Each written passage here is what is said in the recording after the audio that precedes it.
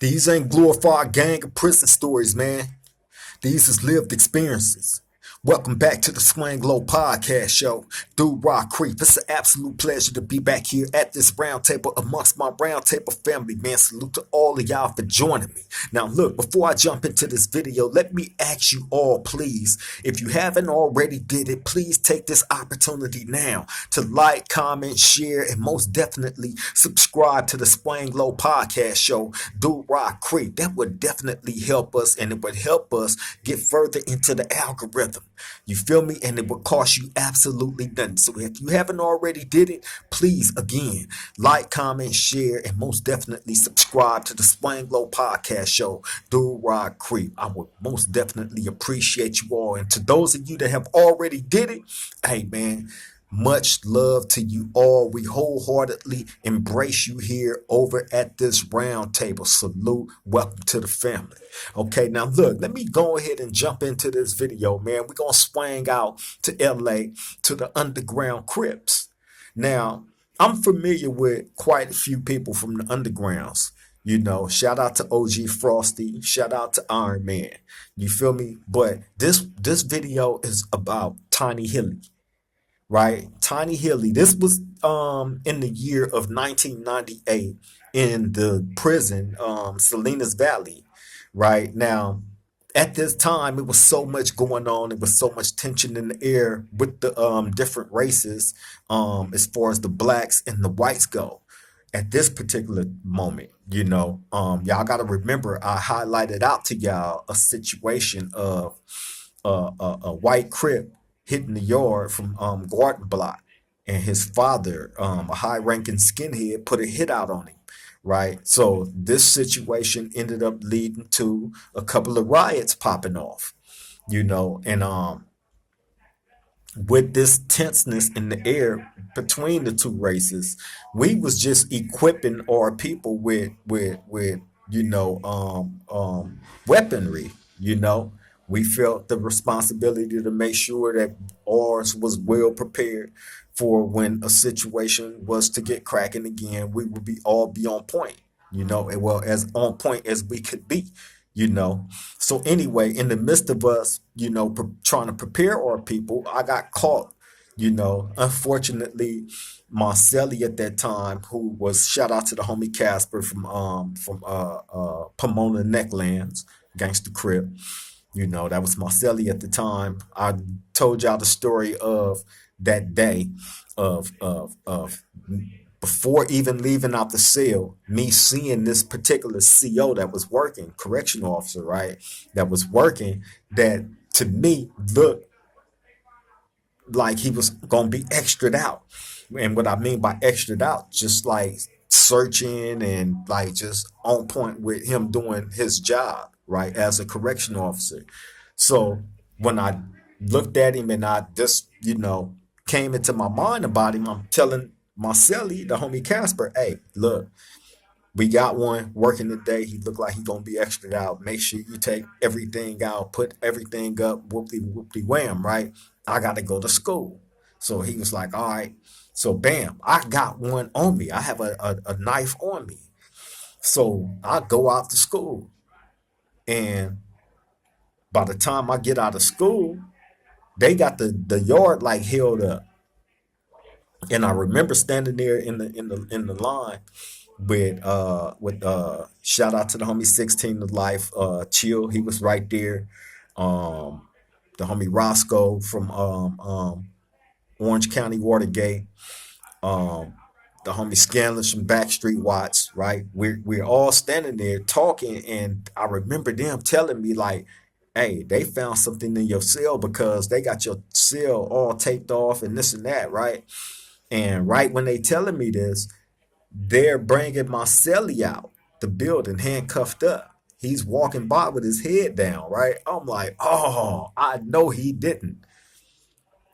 So, but bam. Anyway, I told y'all that story, man. So I go to the hole behind this situation. When I go to the hole, they put me in the cell with Tiny Hilly from Underground Crip, right? Now, I would have went in the cell with the homie Casper once we got back there.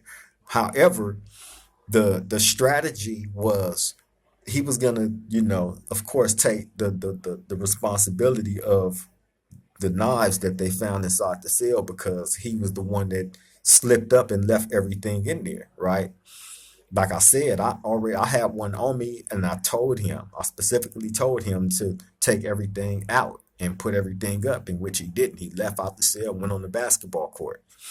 So anyway, I go in the cell with Tiny Hilly when we get back there until me and Casper had got our situation straightened out, right? In which we did. So I just had to wait the process out.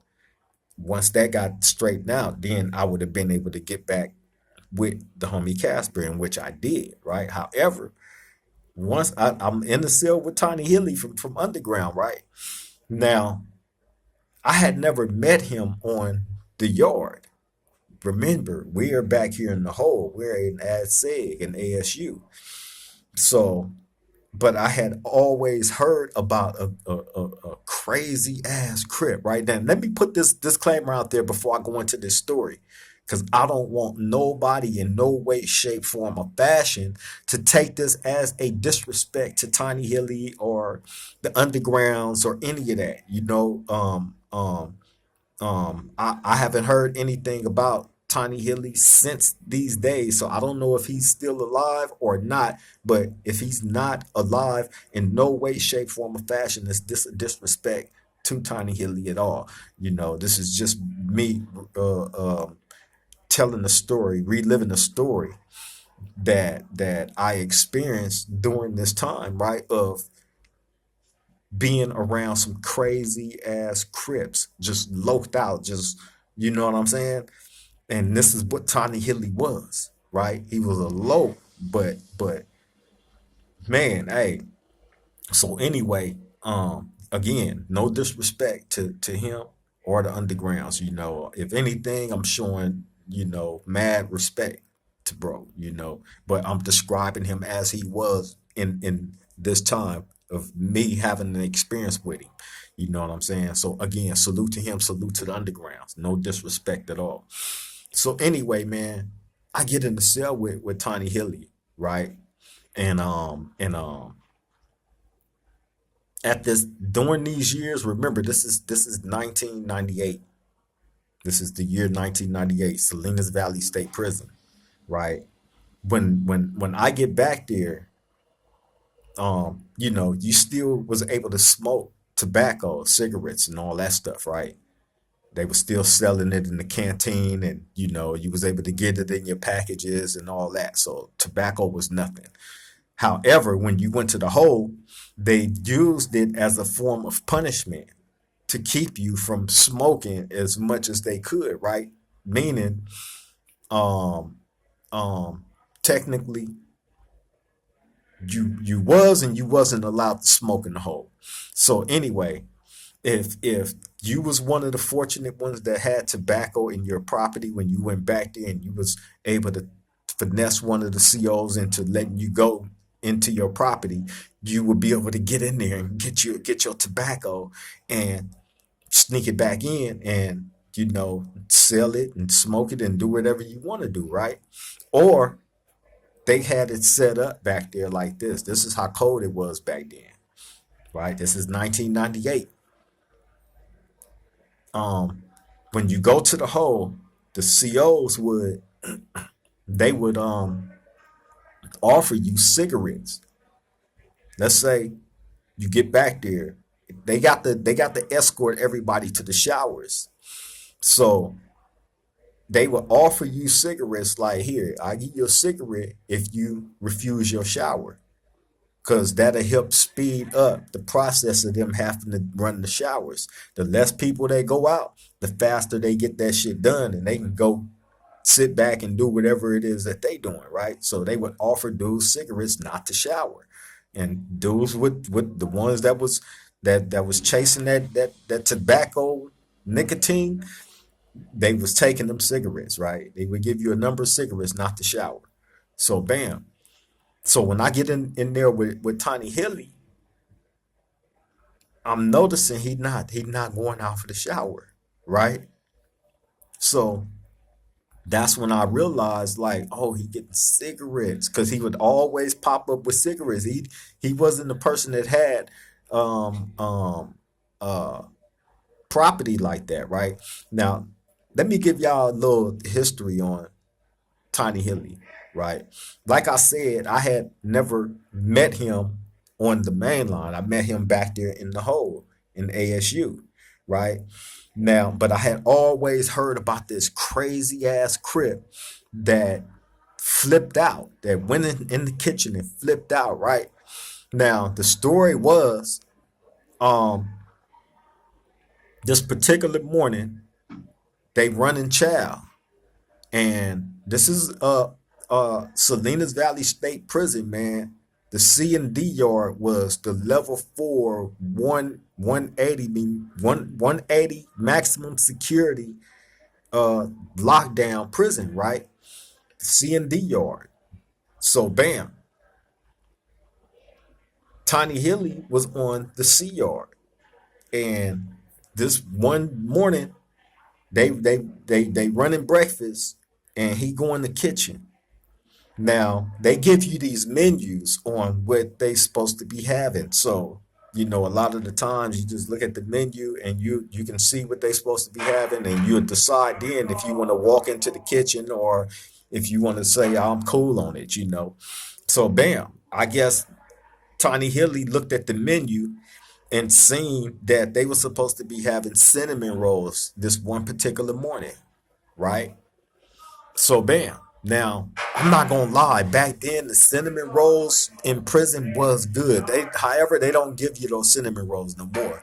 But back then, they used to give you these real big cinnamon rolls, man. Sometimes it had the raisins up in them, and it'd have all this sugar on them, and the cinnamon rolls was probably one of the highlighted out breakfasts that they used to give us back then in prison. You had that, and you had the Sunday morning, like that was like the Bonnaroo, where you get a plate of eggs and back when they still gave you meat, probably a few pieces of bacon or sausage. They don't give you none of that stuff no more. Potatoes and just a big old plate of stuff, right? This was back then. I'm talking about this was like in the 90s, in the early 90s. So anyway, Tiny Hilly going to the kitchen expecting to have cinnamon rolls, and when they get in the kitchen, now when you walk in the kitchen, it's a line, right? When you walk in, you see all the tables up and down this kitchen, right? A number of roll of tables up and down this kitchen. And then you see all the other dudes and shit sitting in there. They in this loud up in there. They in there talking and all this and that, right? But it's a line that's going. And as you go, it's a little window where they'll slide your tray out at, right? But right next to that little window, usually a correctional officer, a CO, would be standing right there next to that window, right? Making sure that, ain't nothing coming out that window that ain't supposed to, or, anything is being handed back and forth, right? So anyway, um, Tiny Hilly walking in that line, right? And he get up on the window. By the time he get up on the window and they push his tray out, he see it ain't no cinnamon roll on the tray. So he getting at the dude that's pushing the tray out, like, hey man, where the cinnamon roll at? Whoopty whoopty wham, right? They having words back and forth, and dude is telling him like, man, it ain't cinnamon roll day. What are you talking about? And this and that. So while he's having the confrontation with this, Tiny Hilly is having a confrontation with the person that's pushing the tray out on the other side of that window. The correctional officer that's standing right there is telling Tiny Hilly, come on, man, it ain't no cinnamon roll, go. You gotta go, right? I don't know why he should have just let that play out and bro leave. And that done nothing but enhance Tiny Hilly's anger. So now all his attention is on this correctional officer, and he say whatever he say to him. The correction officer say one more word, and Tiny Hilly just take the tray, right, and just with the food and everything on it, and just bam, right, smash the whole tray across the correctional officer's face, right, and just start beating him with the tray. Once he knocked him out with the first blow, with the first hit, he knocked him out. The correction officer was knocked out, right? He was asleep, laid up against the wall, falling down the wall, and just Tiny Hilly just started beating him with the tray, right? All in his face, all in his head, until they start running up in there, pepper spraying and shooting the block guns, right? He lucky he didn't get shot with that mini 14, because that was the talk of the prison, right? I swear, I promise you, right? So that's what he ended up in the hole. That's what he was back there in the hole for. So when I get back there, that's who they put me in the cell with, right? Right? That's who I go in the cell with, Tiny Hilly from Underground. Now, mind you, he's a straight Crip. You feel me? But bro he was so militant and burnt out, and just crazy, bro. Just crazy. Like, mental health is real, and mental health has far existed in prison with a lot of a lot of real OGs, man, a lot of real Crips, and these dudes was riders in their day, taking nothing away from who they was, but with that riderism, it, like I said, it can't. That's a lot of that was mental health, bro. And with Tiny Hilly, when I got in the cell with him, like I said, I noticed he wasn't going out to shower, and also, like, it was like a real strange, pungent, deep stench odor, right, that existed within the cell. So bam. So and trust me, upon me arriving in there, I asked him about the smell, right? And he told me, he was like, look, he said, man, he said, I wash up every day. He said, I take a bird bath every day. He said, the only reason why I don't go get in the shower is because he broke down the cigarette thing, right? So I'm like, I said, all right. I said, he said, man, he said, look, he's showing me his cosmetics. He had deodorants, he had soaps, he had all this stuff, right? And the guy, although he wouldn't go get in the shower, he did take his bird baths. But it was something that was medically wrong with the homie, with his I believe it was his underarms, you know, because he seriously, like, sat there one day. We, like I said, we talked about the smell and the issue with it and all that, right? Put on several different deodorants. I'm talking about packed on. Before, I mean, he washed up a cut, of course, right? Washed up real good, washed up, and then put all that deodorant on, several different ones, packed it all on at the same time, and the smell still existed. We washed down the cell walls and all that, the floor, everything in that environment. Me and him, I swear to God, and he did it humbly because he wanted me to see, like, regardless of any of that, that smell still exists. It was a medical condition that the homie had, right? That has something to do with his underarms. He even started going getting in the shower. I swear to God, and really, he was more inspired to do that because I was able to get in my property. I had tobacco in my property. So I was able to get up in there and snatch tobacco up. And I was shit here, bro. I don't even smoke like that, but here. So he was getting in the shower, all that didn't matter what he did. He was filling out medical slips and all that shit to try to get help for that shit, man. You feel me? And it no matter what. You feel me? And thankfully I was in the cell with him probably for like 2 weeks. Yep, 2 weeks of suffering that, but however, like take regardless of that, taking nothing away from his hand, like I said, a straight low, straight up. Like I said, man, I remember during the times when he wouldn't go get in the shower, right? I would go just to get out the cell. I would go out in his name to like go out to the yard, sneak out to the yard like that in his name.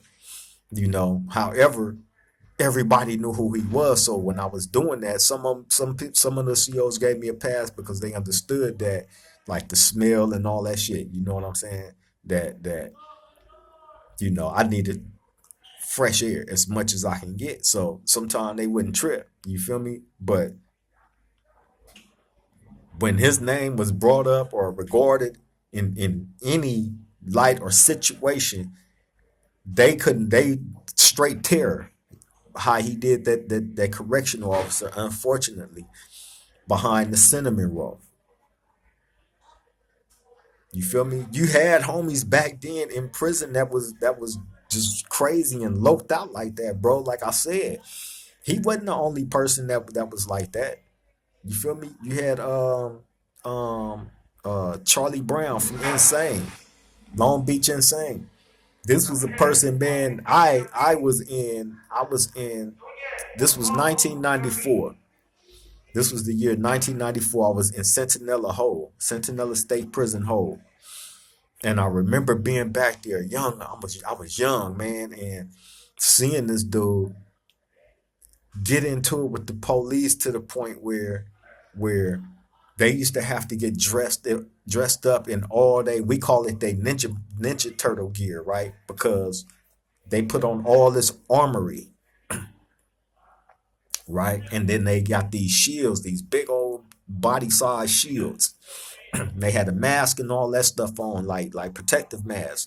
They usually wear that stuff when they getting ready to do a cell distraction. And a cell distraction is when they are finna forcefully make their way inside your cell and beat you up, handcuff you, and snatch you up out that cell, right? For whatever reason. If you're refusing to come out, they're gonna come in like that. That's gonna be the end result of everything, right? So Charlie Brown always had that situation going where they would have to get geared up and they going to him because a lot of the times he would get into it with him, and next thing you know, you'll see him walking away from his cell with piss and feces and old milk and all this stuff, right? Just dripping all off of them. They walking over there, it's just from over there. They it's just dripping. They can't do nothing but just hold their head down and just let it just drip all down themselves, right? We call that gassing. He was gassing them left and right, just like that. So every time you'll see one of them getting help from over there with all that stuff dripping up off of them, then you'll see the police getting geared up and they finna go try to self distract the homie, and you hear all the rumbling once they are finally able to get in there because they gon' pepper spray up in there first, trying to take your breath away from you. They're gonna cut off the ventilation inside the cell. Each cell got a each cell has a vent. Right now, the air is controlled by the correctional officers, and they can cut that air off to where nothing is coming out of that vent at all. So when they're doing the cell distraction, they're gonna cut the air off in that vent, and then they're gonna shoot the pepper spray inside the tray slot in your door. Right? They're gonna shoot that stuff up in there. They're gonna close that tray slot back up.